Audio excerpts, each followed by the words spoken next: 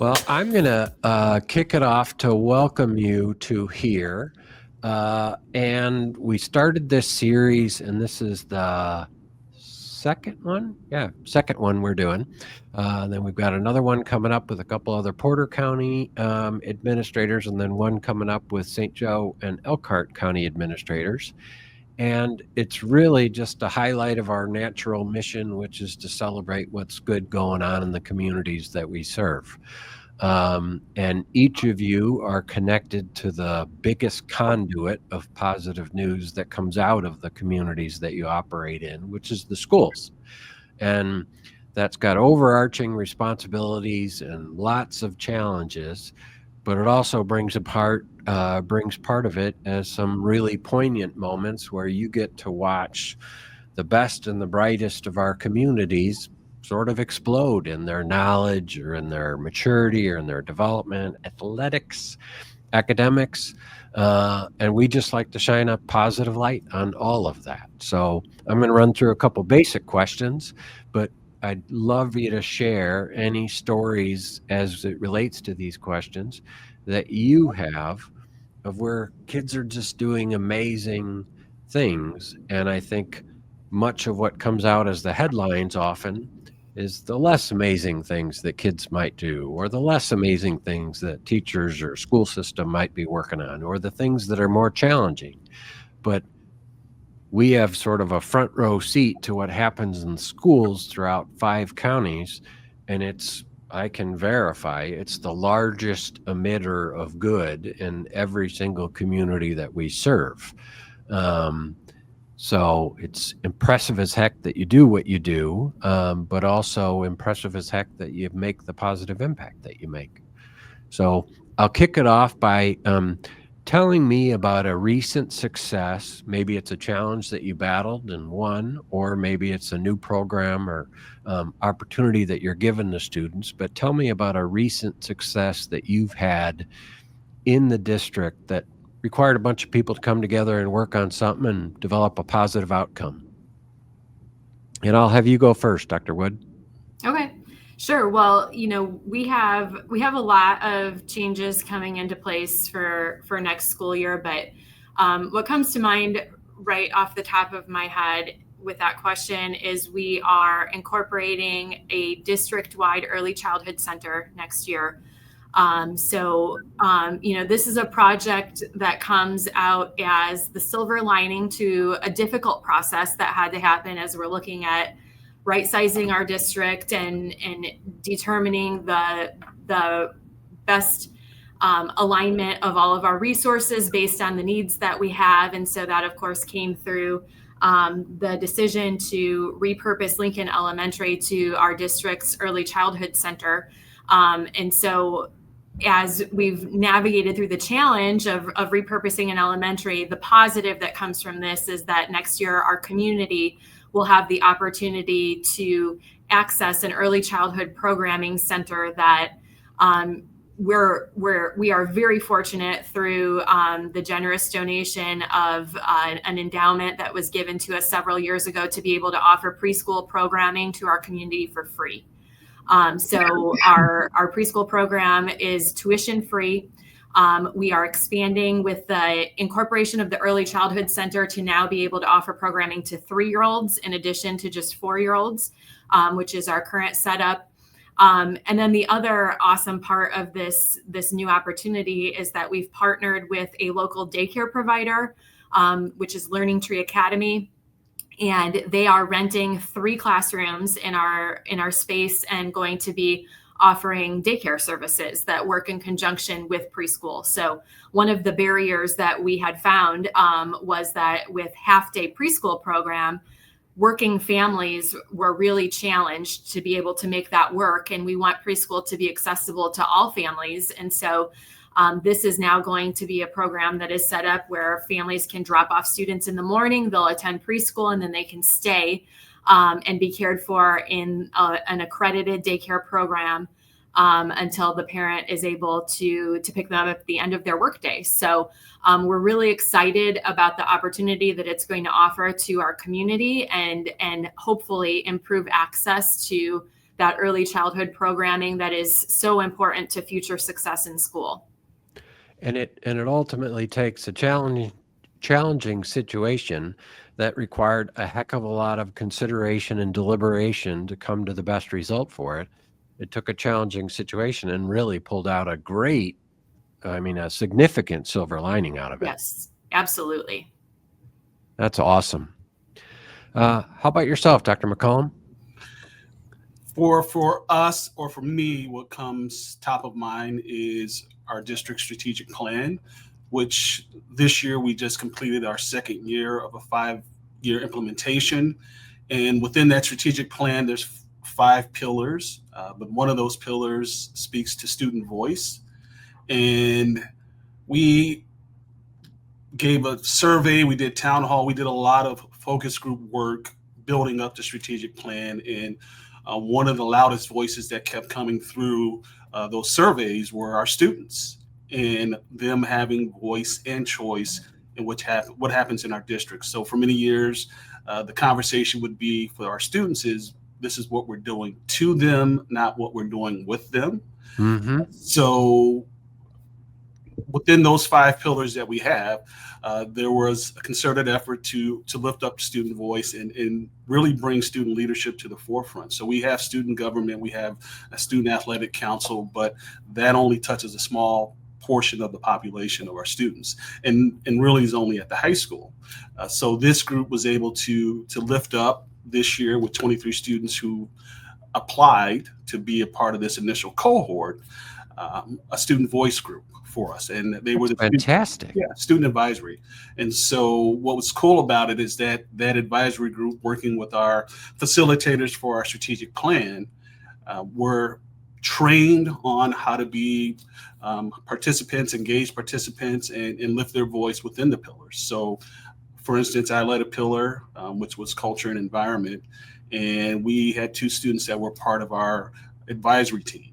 And those students had full voice with adults, parents, teachers, administrators, me as the superintendent. So they had direct access to speak on behalf of the students within that group, or just their own experiences, invite me in, email me. So it was an opportunity for me to have an ear and a pulse for what's going on in the building, and not just something that's filtered from the adults or from a parent, but the students directly. So it was an awesome experience for me as the superintendent. I've been out of the building level aspect. I've been out of the building for the last 8 years. So everything that I was receiving wasn't directly coming from students. So, and it was a diverse group of students as well. So we had some athletes, we had some non-athletes, theater kids, you name it. They represented our student body well, and to the point where they led student symposiums for elementary and middle school students as well, and then brought in leaders from various industries to help guide them in their experience of what leadership could be or looks like. So that was for me, top of mind, and then also bringing me back in terms of whatever decisions we're making, it's truly, we are making it with and for the students.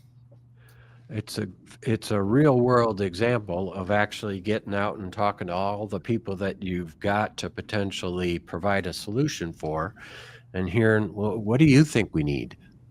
Absolutely. And once again, they were not shy about saying. I can't imagine they are. If you give a kid an opportunity to speak, they're usually going to speak.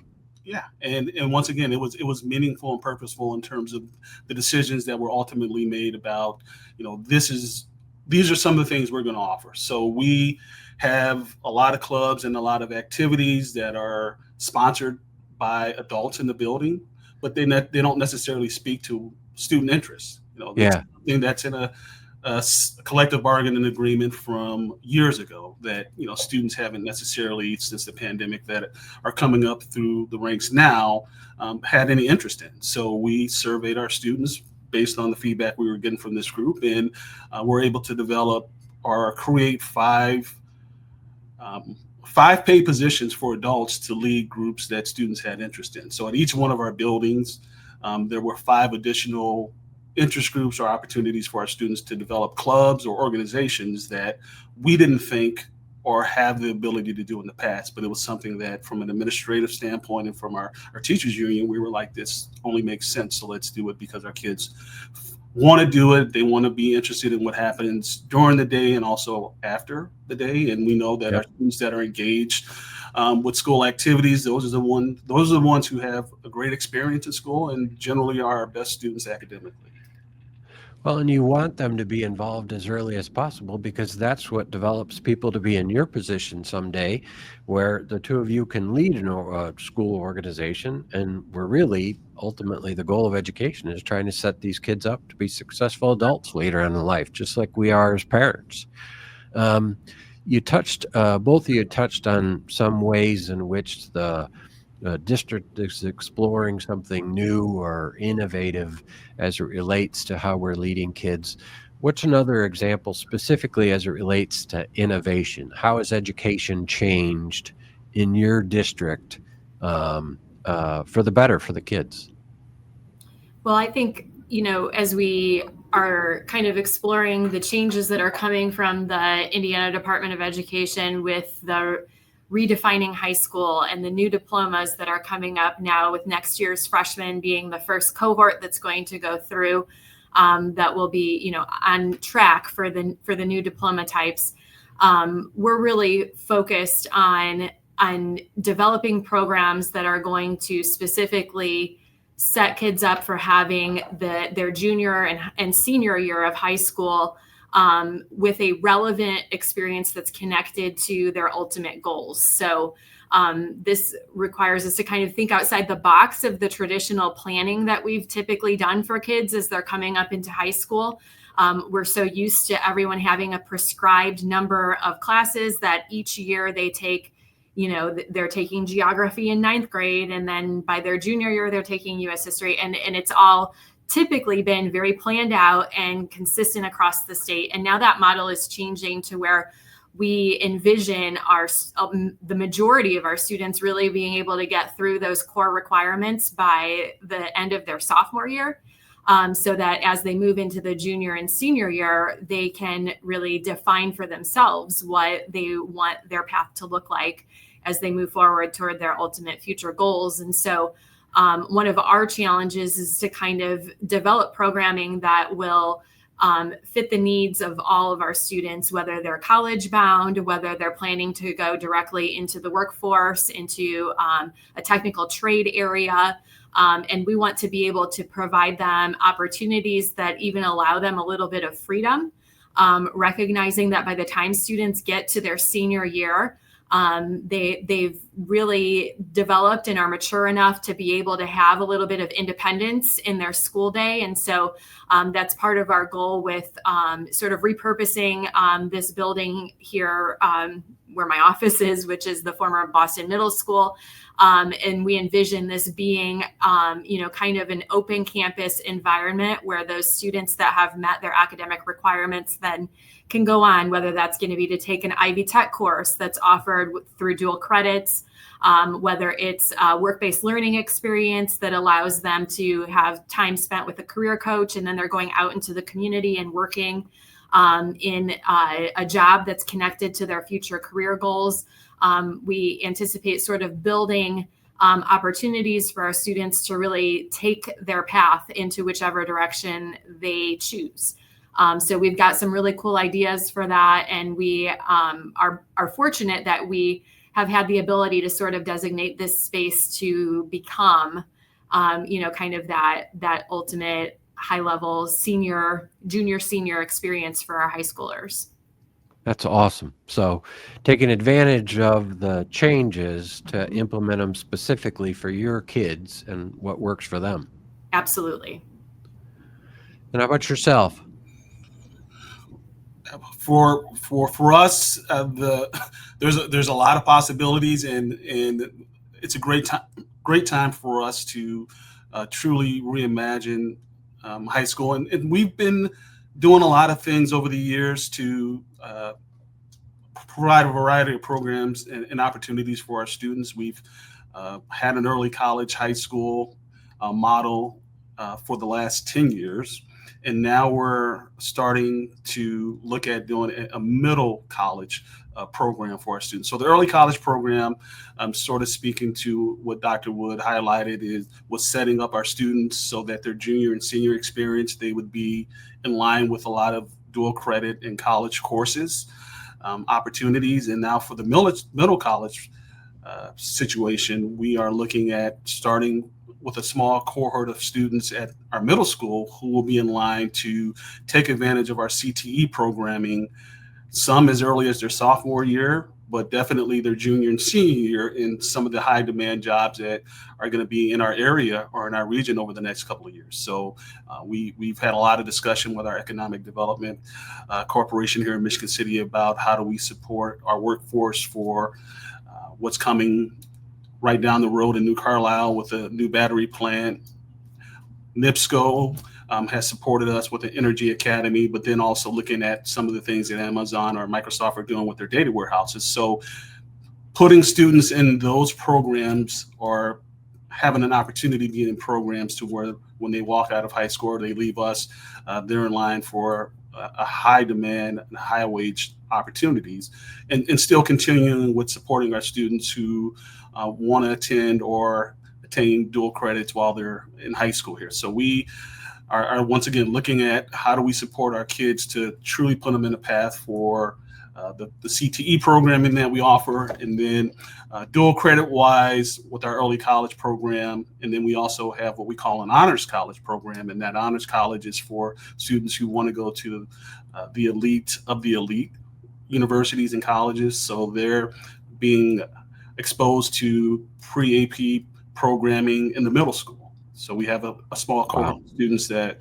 are able to take advantage of that as well. And similar to what many districts, including LaPorte, is doing now, really trying to bolster what we offer at our pre-K. We've had developmental pre-K forever, but now over the last year, we've opened up a pre-K center that's adjoined or attached to our CTE, one of our CTE campuses, our new CTE campus. And so that pre-K program, ultimately, we are looking at going, at least right now, I think we have around 50 students that are enrolled, and over the next 2 years, enrolling up to 125 students who are able to take advantage of the pre-K programming. Wow. So literally from their introduction to the school system all the way through their last senior year and graduations that we just experienced, they're all given options, or you're providing them a multitude of options so that they can decide when they're young, what might I want to do? Then when they're a little bit older, what am I interested enough in to learn that I'm going to take some classwork? And then by the time they're graduating, they got a fairly strong idea of where they want to head. Absolutely. And in most cases, I think we're all aspiring to have a strong pre-K to P14 or 16 model. I know that there's some smaller districts that are able to get to that bachelorate degree. We're not there, but we definitely have students that are in that 30 to 60 credit range when it comes to college. So Yeah. we have right now, I like to go around saying we generally have 200 to 250 college students at any given time at our high It's school. a great stat. Yeah.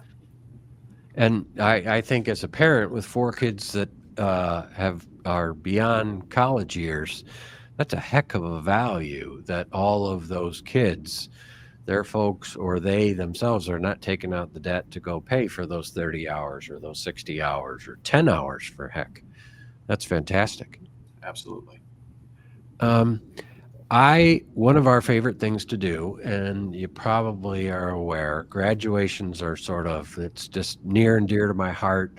I love covering them. We love covering them. We did 53, I think, this year across 5 counties.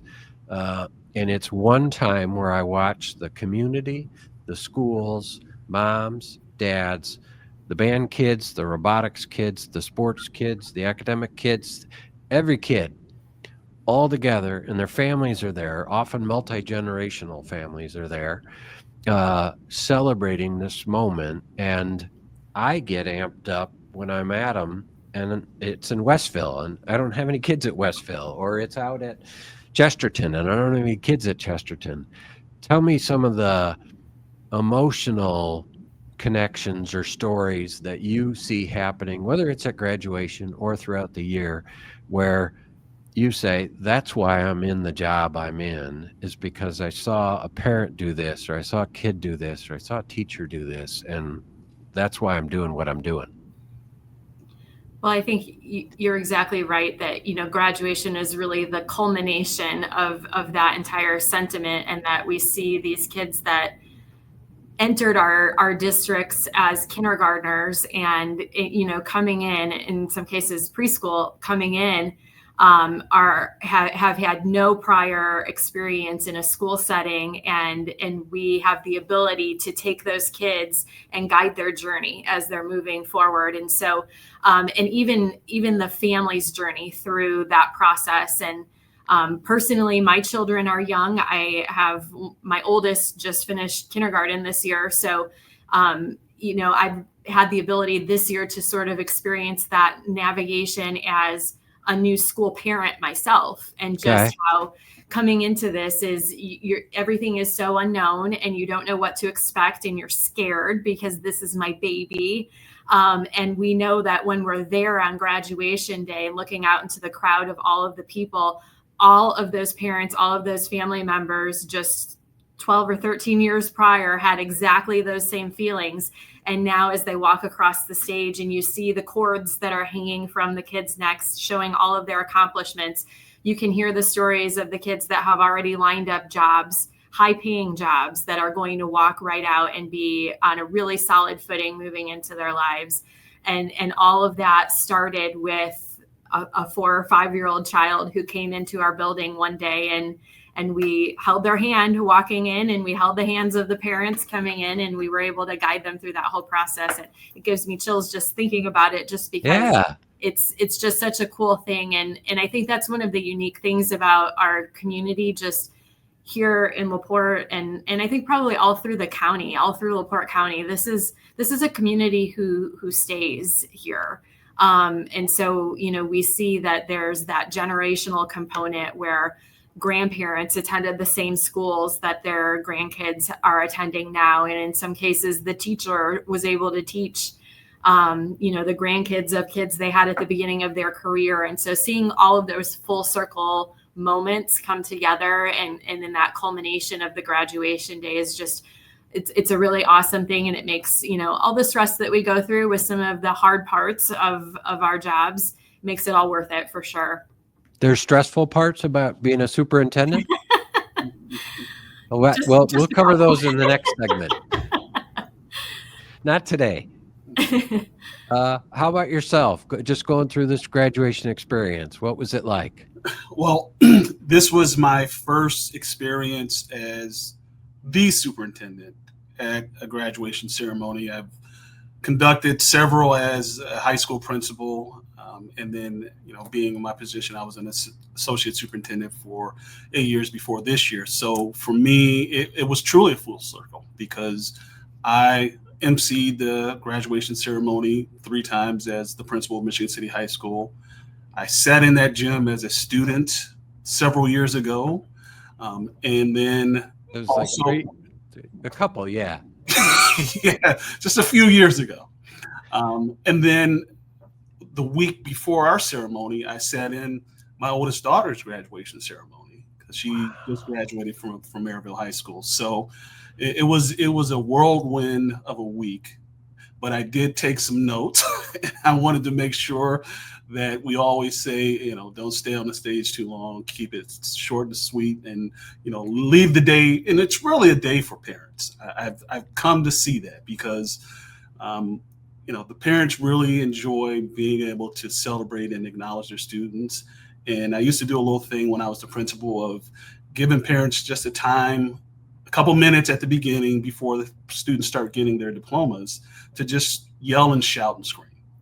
And that's awesome. And I brought that back for our ceremony again, just to let parents celebrate not only their students, but it's work to encourage a student through all those years of schooling to get to that point as well. So that was a fun time to be able to see parents yelling and students pointing at their parents, and everyone saluting and giving love to one another. And then it was cool for me, because for this ceremony, I had several relatives that were receiving their diploma.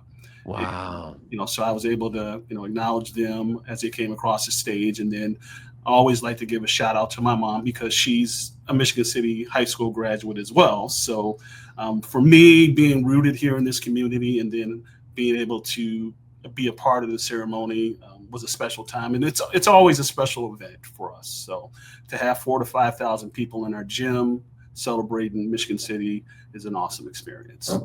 And they're just celebrating good, like Yes. kids graduating high school. Like, Absolutely. I've got 4 kids. It takes an army to get to get a child from that little to that big, and they get out alive, relatively unscathed and educated, and ready to take on their next stage. It's a ton of work. And what's fun to see covering the graduations is some of those stories you're talking about, where this was a Westville grad in 60 years ago, and then his kids stayed here and they've got kids, and now their kids are having grandkids, and you see a group of like 30 people celebrating a high schooler's graduation, and they're all because, well, grandpa went to Westville years and years ago. And it's cool to see. It's very, very fun to see. What if you just had to share about a student, and not even particular examples, what do you see in kids that remind you how we should all behave as adults?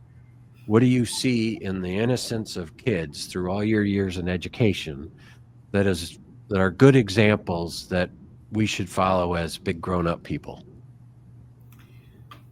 I think it's really the optimism that I see is, and especially when we're thinking, just coming off of that conversation about graduation and just thinking about the kids that are coming to the culmination of their high school career and they're about to embark upon the real world. And they really, in that moment, believe that they can take their future in any direction that they want, and they're motivated to do that. And they see the possibility and not necessarily the roadblocks. And I think sometimes as adults, as we go on through life, it gets harder and harder to focus on possibility as opposed to dwelling on the things that prevent us from getting where we're going. And I think, that's one of the great things about youth is that they have, the experiences that they've had up until this point have taught them that they do have the opportunity to go forward and dream big. And Yeah. so I see that a lot, especially, when you come to the end of the high school career, that kids really are excited about their future and they have plans and they're going to focus on that and not worry about what people say or what might happen to stop them. And as adults, sometimes we spend too much time thinking about all the things that could go wrong. Yeah. And we sort of talk ourselves out of it because it's likely to go wrong and this happened. And we use the experience, which makes us a better decision maker, Mhm. but we use the experience to discourage us from, well, why couldn't I just go out for basketball? Like I've never played it before, but I could go out for the basketball team. In my particular case, you could try that when you're in 6th grade, but it doesn't work out. So just to my younger self to let them know, my height or speed or skill wasn't really suited for basketball. How about yourself? What lessons do you see in your kids? Well, not only, speaking of the students that we have here in Michigan City, but like I said, I have a student that just graduated a couple weeks ago, and I have another one that's going to be graduating early this coming year, so that they can go to school next in the winter semester. So, I get the advantage of seeing, last year having 3 teenage daughters in high school and then having all these students that had access to me. That in my previous position, a lot of, I had to find creative ways of saying no and really being, part of the system, keeping the system moving and barriers.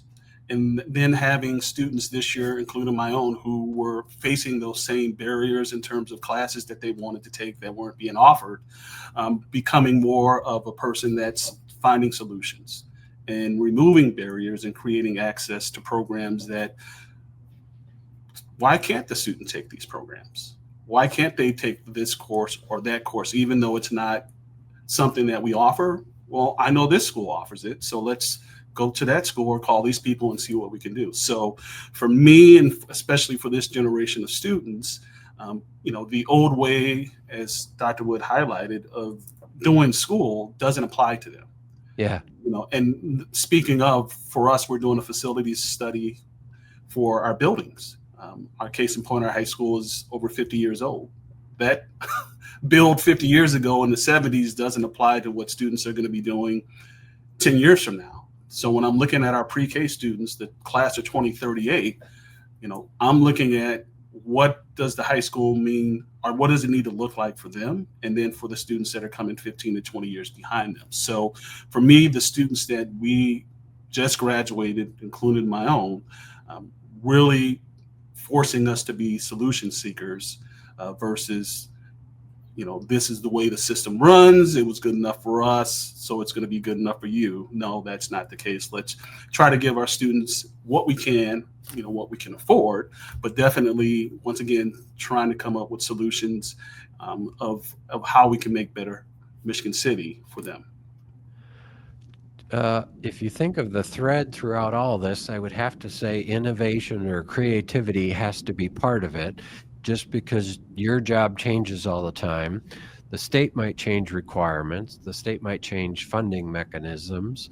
There might be different influences upon your kids, whether it be social media or something happening in the culture, and ever evolving society, and you've got to bring the same consistent impact to the kids regardless of those changes. And it seems like that's two organizations that are being quite entrepreneurial in figuring out what is it that today's student needs.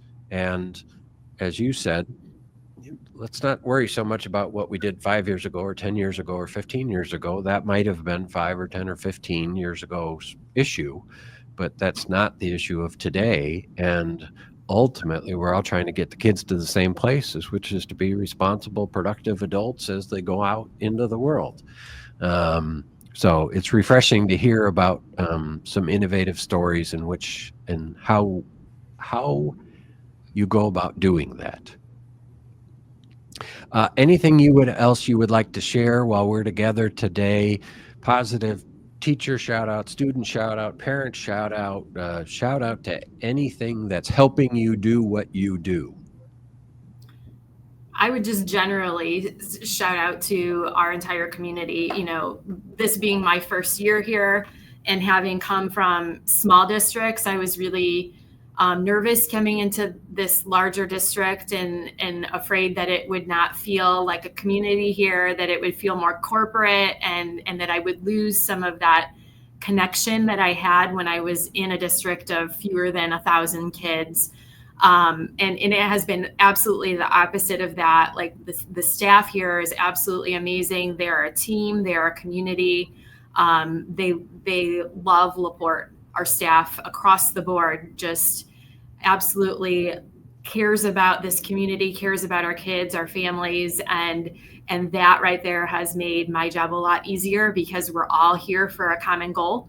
We're all here for the same reason and have the same thing in mind when we're making decisions. And so it's just this has been an amazing community to be a part of. I'm really fortunate to be here and to be helping guide this district into a great future. Awesome. Well, it was the right person at the right time with the right need. And I've seen a lot of what you've needed to do, as well as some of the things that you've wanted to do, and impressed with both about just your candor and your willingness to say, hey, I'll put all my cards on the table. This is what we're faced with. And if you look at all those facts, there's probably a couple things we got to agree that we need to do. And the willingness to sometimes take some heat for those changes aren't always the most popular things in the world. But if we're better overall, are we better off doing it? Yeah, we are. And to me, that's been very impressive. Thank you. And how about you? Any other stories? Yeah, I'm going to echo Dr. Wood in terms of, I mean, it's great being in a community like Michigan City, great being in LaPorte County. Once again, having that generational support here for me. Sometimes you're concerned that, wow, you have too much access or people have too much access to you. But for me, it's been one of my greatest strengths in terms of people already knowing and having a built-in relationship that you're going to be able to get the support that you need in the community. And for us, knowing our teaching staff very well, all of our staff, transportation, food service, our facilities folks, I've had an opportunity to get to know and work with them over the years. Everybody is pushing in the same direction. And for us this year, it's been all about leveling up. I mean, there's been some baby steps, some steps back, but for sure, as I think back to the last celebration we had, which was the graduation ceremony a few weeks ago, like I said, to have 4,000 to 5,000 people in there acknowledging our class of 2025. And then in the same token, a few weeks before that, we had our pre-K graduation ceremony where we have 31 students. Yeah, we have 31 students, and I think 28 of them are going to be heading to a school here in Michigan City in the fall. For us, it's a great time to, as we start with our strategic plan, partner with our city. We have a great relationship, as I mentioned, with our Economic Development Corporation, and we have a wonderful relationship with our mayor. Yeah. So we are all working together to help put Michigan City or push Michigan City forward. So there's a lot of great things happening on the civil side, and we want to make sure that on the school side that we're in line with what's happening. Well, we work actively with both your mayors, and I could absolutely attest they are on board, just, absolute cheers on of what happens in the school and willing to speak up and support and push to make sure that one way or another you get the resources you need, no matter what the situation is, just because they see the foundational impact. I mean, Angie knows exactly what schools mean to Michigan City. Tom knows exactly what schools mean to LaPorte. And it's also nice to see leaders that get that and are not hesitant or wishy-washy about saying, no, come on, this is the future here. Awesome. Well, I'll wrap it up by just saying thank you. Number one, for what you do every day. We get, as I said, a courtside seat of watching all of the stuff that you do with kids, whether it's gymnastics or graduations or robotics or football or basketball. And I love watching kids as they grow. I like watching humans as they grow.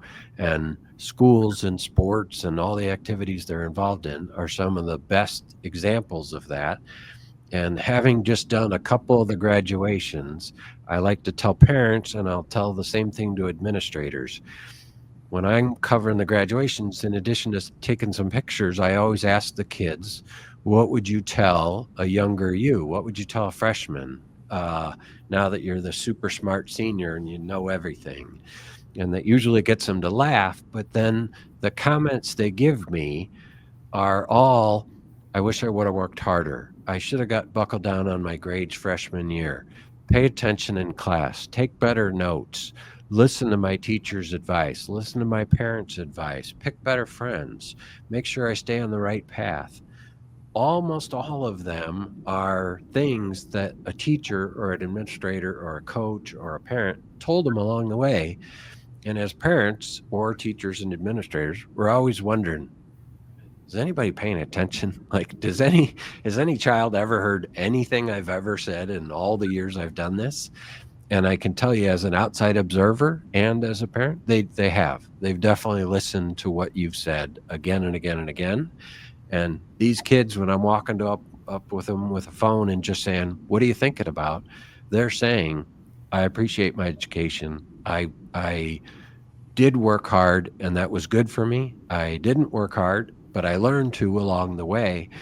And they generally have a lot of great things to say about not paying attention to what other people think, sticking to your values, and learning about the kind of person you want to become. And you guys and the whole teaching profession has a heck of a lot to do with that. So I'll close with that as thanks.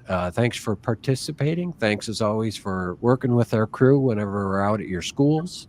And I look forward to you having a great summer. Thank you for all you do. Thank you very much. Awesome. That's a wrap.